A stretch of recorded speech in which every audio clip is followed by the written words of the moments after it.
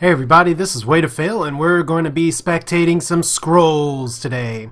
And actually, I've been doing some ranked spectating for a while here. I wanted to do a change of pace and do a Judgment match to spectate here. A few things have changed in Judgment, such as Magnetizer and a few other cards. Getting their rarities changed, and I'm curious to see how that's changed the dynamic. I know Mojang is still debating doing some Judgment changes, but we are picking up this game a little bit into it after a few rounds. And already both Aminuil and Izhual are getting plenty of things on the board. However, this is decay versus energy, so this is the kind of Judgment quagmire that I have seen in the past take quite some time. So we'll see a bit how this match goes here. So right now, this is going to be Izhual's turn. He's the one playing energy, and he has order as well with tempo theft. So that is a really, really nice card. A lot nicer with a harvester on the other side, but I guess one thing to keep in mind is that he could be just tucking that into his hand to keep it if he does win. I have seen that sometimes. But hey, if you got it in your hand, might as well use it. He may have some ways to ramp. I'm not sure if I saw an order ramp card in his hand or not. I've just been too busy kind of staring, catching up at what I'm supposed to be looking at here. So there are two things attacking. This plating will keep the Stormrunner alive, but he's going to decide to put some damage on it anyway. And I imagine that he may try and move this harvester, although he's not going to be able to move it totally out of harm's way. So that Stormrunner will survive. And I don't think that Aminuil will be able to get off this clock library at all because it has plating. Excuse me, I am so sorry about that. That just really snuck up on me all of a sudden.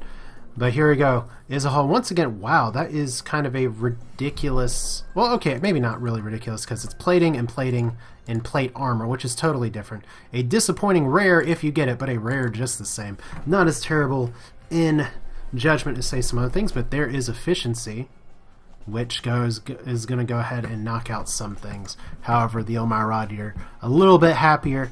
And Aminuil actually pulling an Uneasy Alliance, which is a bit of a risk-reward card to get in Judgment, because if you play it on multiple things and one of them gets killed, they all die. And energy is very good at killing things, especially if Izhual has gotten some kind of violent dispersal. But for now, this Stormrunner is marked for death. There may be something else that comes down to get it, but there is a clock library going off, so lots of things available. Izhual having a really good counter with some tick bombs, and say things like corrode with will actually deal double damage to idols. That's different than erode, which is a growth card actually, but has some good anti-structure. But Aminuil not really playing structures at all, so he's going to be protecting his other clock library just to try and get a card advantage early. If you can get multiple clock libraries going, that is freaking huge, and right now that's going to be enough to make a defense here. Unfortunately, Izhual's not going to have enough to necessarily take out anything here, which means this Life Stealer will go back to having 5 health, and this Harvester will be closer to doing some substantial damage here in just a little bit. But at least for now, Izhual's clock library should be safe. So is that the turn? He could throw a plate armor if he really wants to protect this, and that would well, no, plate armor is not going to save it because it's armor 1 and health increased by 1, so that actually would have protected the Gravelock Outcast. Maybe not the strongest Gravelock Outcast ever, but let's see here. Magnetizer is an interesting play, although it won't be able to attack this turn. Mystic Altar, also an interesting play, at least for card draw, although right now there's a lot of things that Aminuil has that he wants to attack. So while Izhual is going to get the clock library down, he's going to have to build up his board from there. He is going to be, for lack of a better word, a little bit behind. So the Life Stealer getting back to more health here. Clock libraries do not knock down the Harvester's cooldown. That's only creatures. So tons and tons to play with here. Machine Divinator, which is a really good card to draw, but he doesn't have a lot of structures in his hand to work with it. So right now, the only great burn target is the Magnetizer. Actually, never mind. The great burn target is the Harvester because of the Inferno Blast, but he cannot burn it this turn. So sucks for Izhual, sucks for the Harvester. Here comes a Siege Cracker, and I don't think Aminuil, unless he draws a Damning Curse, which would kill both of those things, isn't going to get much of what's going on here. So when creatures destroyed, enchanted units countdown is decreased by 1, which would be nice. Mystic Altar, probably going to be the place to be here. So what do we got? Mystic Altar up here. When its countdown is 0, that's when you can possibly draw a card. You have to increase the cooldown. So right now, not too much else to do other than wait and see. The burn is coming. The burn's coming fast. But at this point, does Aminuil have too much board presence? It's going to be interesting to see if Izhual can actually, or Izhual, which someone's going to say in the comments a better way to pronounce that. I'm curious to see if he's going to be able to build up more of his board, because that burn on the Harvester is going to be key, and that's the obvious play. Ducal Skirmisher is good, so he is working towards building up his order just a little bit, getting a Scattergunner. Good way to deal with this. There's no point in putting the Copper Automaton down and trying to pressure that. So Eager Scryer and Royal Banner. Alright, the racist banner. All non-human units get countdown increased by 2 after attacking. That does actually a little more harm to him than good with the Rod Eater. But still, it's an interesting card to have, and you can get an Eager Scryer out as well, and Mystic Altar Eager Scryer is a good combo because that just keeps giving and giving and giving. Though the Eager Scryer also useful for multiple attacks. So Aminuil moving down both of his cards, which you may say, why is he doing that when he's going to have more than enough idle damage? But it's to protect his Lifestealer, which at 5 health, there's not a lot of things that can kill it on one go here. But it's going to be interesting to see. Izhual still going up towards a lot of things here. He could spark. I guess maybe sparking the Rod Eater could be the wisest decision. Right now he doesn't have a lot of creatures down. So just areas and points to think about as we have both players dipping pretty deep into order. You don't want to go super far into order. It doesn't look like neither of them. I haven't seen any ramp cards from either players for getting their order up, so they're having to manually boost their resources. So Izhual just thinking about this, and I guess this is not a bad time just to talk about some of the cards and some of the rarities that have changed here. If you notice, Burn's an uncommon now. So he gets a Charge Coil, which doesn't really sync very well with the Machine Divinator, but still not a bad thing because it does 1 damage pokes per go around. But the reason those rarity changes, notice that most of the cards were having their rarity increased from common to rare, although a few cards like Brother of the Wolf actually got dropped back down to commons. That's not really things that are going to wreck the game economy at all, one way or another. There's a lot of gold floating around and not as many cards, but that's another conversation for another day. But at least for the time being, what's happened is that by making these changes to the cards here, it just kind of varies up what sort of incident or what can be brought into play here with Judgment. I don't know why my brain's just suddenly farting on me just a little bit here. Scavenger Construct may not be bad, at least for some basic simple defense, but both things can die if he's not careful. So gotta think this one through. Fleetness, however, is really good. If you can just drop the cooldown, that is a base cooldown reduced by 1, but that's not a haste. So Fleetness on the Lifestealer could be pretty devastating. So there we go. Uneasy Alliance Lifestealer, 6/5 attacks every turn. That's a nightmare to deal with. Now he's just going to move up some units to try and protect it. The Eager Scryer is not going to be able to do a ton. But yeah, there are some changes to Judgment that I've seen proposed that I would like to see. Some of those things include the fact that rares and uncommons are really distributed throughout the deck, and sometimes you get really good rows and sometimes you get rows that just are kind of a weird hodgepodge of cards. I'd like to see like every row be a common, or every card on a row be a rare or an uncommon. It can be different colors, it can be different resources, but I'd like to see the rarities kept a little consistent. And unfortunately, with the way this is going right now, this may have been a kind of bad move for Aminuil here. He's actually going to be playing the RNG dice here. There is a 1 in 5 chance. Actually, with the Spark, he's just marked this guy for death. He did not take care of his units, so that is a significant misplay there with the direct damage for energy. Should have seen that coming, and now that Lifestealer is dying, dead. Oh, so many cards invested right there, and that is a huge turnaround. Aminuil not taking care of his resources, and now he's going to have to possibly pay the consequences here. And this is where games can start to run a very long time. But yeah, there's a few other changes that would be really nice in Judgment. Even if it's along the lines of just showing more rows of cards. Right now you can only see 3, and you kind of have a little bit of a view ahead, but not a ton. So that's dead, and the... Oh wow, the Lifestealer would have died anyway. That spark wasn't necessary, but that's what I was saying before. When there's a 20% chance of this charge coil killing something, you don't want to get gibbed like that just because. So Bloodline Taint is really... Wow, he's had a pretty decent draft here. Bloodline Taint working really nicely with the poison that he has. Monstrous Brood could be a very interesting card as well. So, but the only thing is that creature with the same name as target creature are replaced by monstrosities. So that's really good with Necrogeddon, if you can play that, because that gets a bunch of big creatures on the board that synergize with each other very well. Aminuil can actually kill this Scattergunner, but there's no reason to because of Infectious Blight. So there's Bloodline Taint as well. I guess he's just playing it just to play it, because this... Okay, so they're all tribesmen, so they're all going to be susceptible. I can see that now. So what's it going to be? Right now he's not killing the Siege Cracker because that is a potion of resistance, and it would take 2 attacks to do that. However, he did just get rid of his own Infectious Blight, so Aminuil, I think he doesn't... I think he was so tunneling on having that Lifestealer there.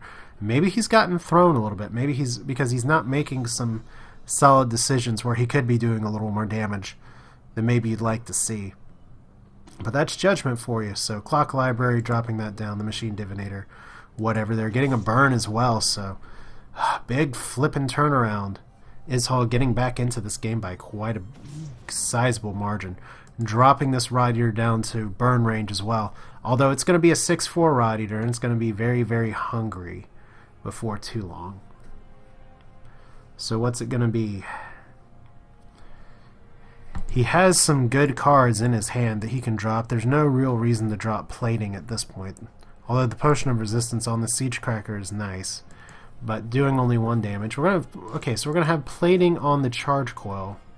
Once again, I'm not sure exactly what purpose that serves, because it's not like it's gonna die straight away. But that's I guess a long-term play. I don't know. So more creatures here.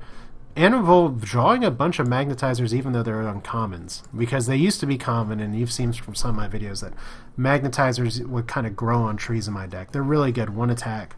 If you can buff them even better. Something like Uneasy Alliance, Crimson Bull, Stag Heart was what I ended up using. But right now, a Magnetizer on that Machine Divinator doesn't do a ton of good because there's nothing really to cool down stack on. But it will be useful later on. It is something he's going to have to move to deal with. And I guess one of the questions I have now for Aminuil is he going to start gunning for idols? Is he going to start attacking? And he's putting the tribesmen down below. So actually interesting play there. Aminuil can tend to use the Mystic Altar on the Magnetizer, even though it can decrease the cooldown there, but still not a huge deal. Cannon Automaton, Ducal Skirmisher. Izhual's now is top decking, but he, with that Lifestealer gone, there is a huge board advantage, and Aminuil essentially just conceding the side row here for the Rod Eater. So there's a transposition, actually very smart transposition there. Is he going to put the Gravelock, Infected Gravelock in front of it as well to do some extra health building? So, whew. Interesting turnaround. Please, Aminuil, actually play the Infected Gravelock right up front. He could Cluster Hex, but considering some of these things already have Curse 2, not a ton to be done, not a ton of benefit to be had there. So you could drop a Husk, you could drop an Infected Gravelock, anything to protect this Rod Eater. It's in burn range anyway. Excuse me, but there's no guarantee that Izhual has another burn. So what do we got? More Infected Gravelock, and these things can't move. They're just going to keep going and keep going. As the Siege Cracker is going to be... Who knows what that's going to do, but Husk as well. So essentially, Aminuil hoping that some of these creatures can get killed and buff up the Rod Eater. Although if he draws another burn, you know what's going to get burnt. So Efficiency would be a good card. Increases... that's it. That's the ramp card I've been looking for. We could increase energy by 1, but not great here. And what's he going to play here? Second Ducal Skirmisher. Relentless damage at just the right time. So Divinator, who's it gonna... Okay, so the Charge Coil is going after just a few tiny things. And at this stage of the game, I guess one point of curiosity is, how do you deal with the board that you've created in front of you? Izhual has 2 Relentless units out on the board now. Aminuil has an Uneasy Alliance, but his best target to play it on, his Rod Eater, is currently susceptible to getting killed. So he's got to watch it. He could put Plate Armor on this Rod Eater and actually take it out of burn range. That'd actually be a really smart move, because Plate Armor now increases health by 1. The Infectious Blight and Bloodline Taint, also 2 very useful things. He's already played 1 Bloodline Taint. Kind of a ridiculous draft that he's gotten a lot of rare cards here, but I promise I clicked play Judgement games. And that's what this is things are randomly falling down around the house. I don't know what that's about. But we're at round 16. Aminuil is taking his time, thinking about what he's going to do here. So just got to look here. So Infectious Blight on the Siege Cracker. And that's going to jump to something else before too long. Gets a Royal Banner as well. Once again, Royal Banner probably doing a little bit more harm, considering Gravelocks are not humans. So Spearman as well. That Spearman could be marked for death. In fact, why is he not moving this up here to where it can benefit from things dying around it? That's a very questionable move. But right now, every idol is defended. He only gets Clock Library, so that doesn't do him a lot of favors here. I'm sure there's some other cards you want, and that's what you run into with energy, even on ranked with a lot of structure decks that I've seen. You get energy players that are great at getting structures out, and then they can't win the game because getting enough cards and structures is not the point. It's killing 3 idols. So kind of an interesting mix here. Izhual can't be happy with the draw he has. I'm sure he's looking for a burn. Getting some Clock Libraries down is a way to do it. But at this point, one of these guys is going to die. The question is which one. So for now, Izhual moving down to actually try and take out his opposing unit. Plate Armor as well. That going on an interesting Plate Armor. You can apparently put it on a Clock Library, on a tower, on a totem, on a something. Let's see here. Royal Banner, probably the card to get rid of at this point. Infectious Blight and Ripper, good things to play. Grizzly Graft, a really nice finisher, would do a lot to heal this Rod Eater. But having more creatures on the board may be more beneficial right now to Aminuil. So, what do we got here? Is it going to be a second Bloodline Taint? Is it going to be a Ripper as well? There we go. So, I guess the other question is it Grizzly Graft time? I don't know. It gives pretty much the Rod Eater a double benefit. Monstrous Brood also not going to be a lot of good here. So we get the Bloodline Taint. That's Curse 2 on the soldiers.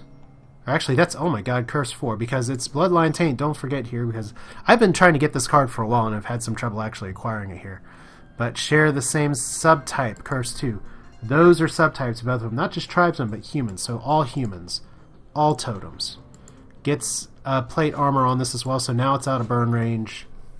Good moves there, and Aminuil getting back into things.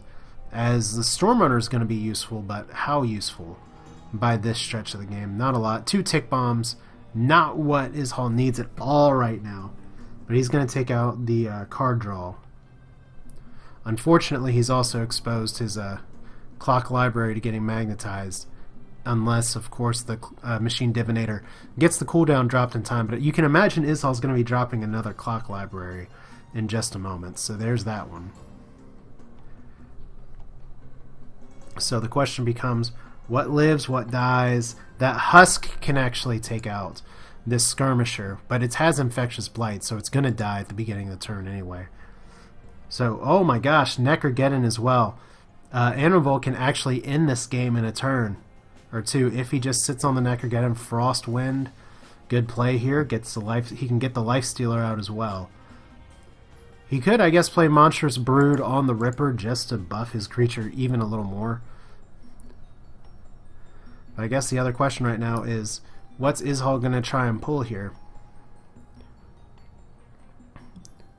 Because it could be a good time to Necrogeddon. guess there's not a lot of bad times to Necrogeddon. I can think of a few. I can think of a few desperation Necrogeddons that I made, but Jesus, I just have to say, kudos to you, Aminuil. You've had a really fantastic draft with a lot of useful decay rares. Like I said before, I promise I'm playing Judgment, or playing a Judgment video. So Infectious Blight taking out that guy, going to this poor Divinator that is going to take 5 poison damage next turn. And Izhual actually can't play anything. He cannot play... Okay, now he can. Cannon Automaton, it's interesting that he has Decay and he has not been using it all. But Cannon Automaton going to be the order of the day. Spark on the Magnetizer. Because that Magnetizer could start ripping off the cooldown from the Clock Library.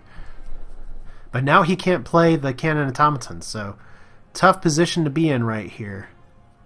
I don't know if Aminuil can actually win it this turn. And that's kind of the unfortunate side of it. Because if he Necrogeddons, he's going to have to get everything. He's going to have to get everything, pretty much. So is it better just to gun for idols here? He's going to go for the Necrogeddon. Oh, this may have been a mistake. It may have been a good thing. He can clear a lot of stuff with this, but he can't clear everything. And right now, this Divinator is going to be poisoned.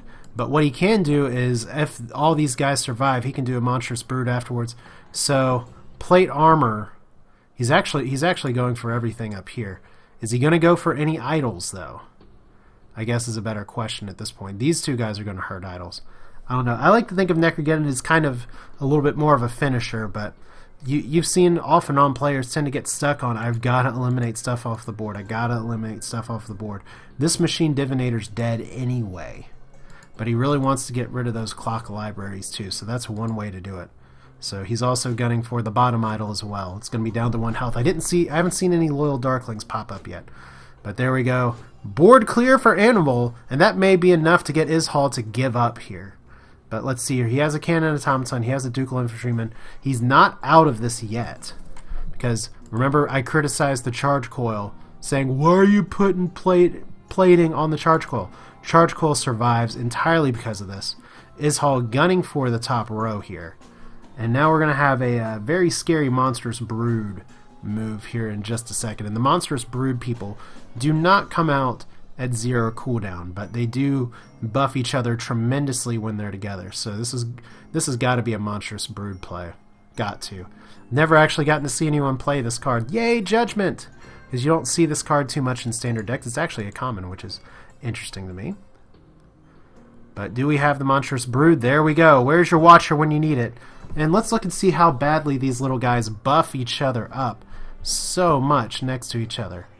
As you get a +1/+1 when they're next to each other. So that is a bunch of 5/4 big scary monsters. Gets a Magnetizer as well. He can drop that Magnetizer and actually possibly cut down the Cannon Automaton. I'm not sure why he's moving off of these idols that he's already done damage to. But that's what he wants to do. So you know what? I can't criticize him for it. He's currently in the pole position with how many monstrosities out and about. They're just coming to play. Look at their happy little jaws. I said before when I was talking about these cards when I first saw them. They're so cute and little. So, but you got to remember though, if you put other creatures around them, they're racist too. Apparently Mojang felt like introducing a lot of racism into this game because there's a lot of decay. Monstrosities don't play nicely with other units. But hey, so Night Scholar looks like Izhual's going to be playing a little bit of defense. So actually Inferno Blast first to try and drop down some damage, and if he does get enough direct damage down and Aminuil plays this incorrectly, he could actually move his units or move units around and actually kill his monstrosities here. So he's protecting his top 2 idols right now. That means his bottom is exposed. And do we have 1 ping of damage? There we do on the bottom there. So Harvester as well. Really nice card. Really tough to top deck into though. Ilmar Witch Doctor not so great in this situation, although he could put it in the bottom rows with the Igor Scryer near there and just ping off idols and move this monstrosity over. Would have preferred to have seen it moved into the corner. But no harm, no foul. Get a Witch Doctor and Igor Scryer down here and call it a day. Take out another idol. And he's going to have a ton of attacks next turn. And I don't know if Izhual's going to be able to do anything about it. So right away, getting the magnetizer up at least to try and delay one attack. Would have maybe been better to try and delay the cannon automaton's attack, but what can you do? Everybody shuffling around, eager. Oh no, the witch doctor as well. That's the thing is that the witch doctor, it buffs everything that's human. That's what it turns into husk. These token creatures, these monstrosity beasts, not so much. But tempo theft is not really going to help this situation right now. Plate armor probably is not going to save the day either, but he's going to put it on the cannon automaton anyway, just to force Aminuil to work for it. So he may get one more turn if he moves this poor unit up in front of the cannon automaton at this point. But right now the other challenge is what's going to happen with these idols. So we got a little bit of chatty going on. I don't really want to see it because sometimes if you go into chat after this, it does spoil things occasionally. Siege Cracker as well, so Izhual is just going to be trying his best to play defense here.